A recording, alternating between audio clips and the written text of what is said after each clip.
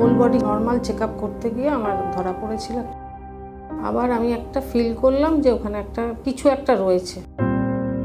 2 সপ্তাহ আগে জাস্ট রাস্তায় ব্ল্যাক আউট হয়ে একটু পড়ে যাই। দেবারতী দাস, আমি বাগুইহাটি থেকে আসছি।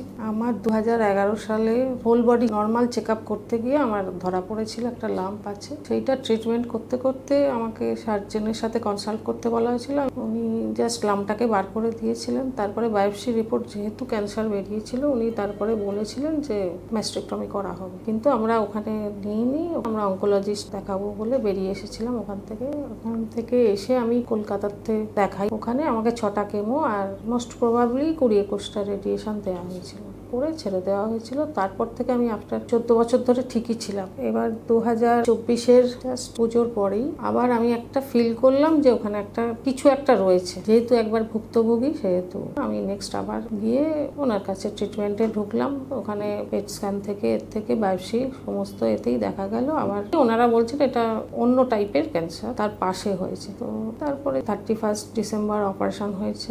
মেডিসিন চলছে, আমার লেট্রোজল টাইপের ওইটা একটা চলছে। আর এখন কোনো প্রবলেম নেই, কিছুই নেই, জাস্ট উইকনেসের জন্যই আমি এই গত 2 সপ্তাহ আগে জাস্ট রাস্তায় ব্ল্যাক আউট হয়ে একটু পড়ে যাই। সেহেতু আমি ভেবেছি যে ইমিউনোথেরাপি টাইপের যদি আমার কিছু লাগে ভবিষ্যতে যাতে আর না হয়, সেই কারণটার জন্যই আমি একবার ভাবলাম যে কনসাল্ট করব।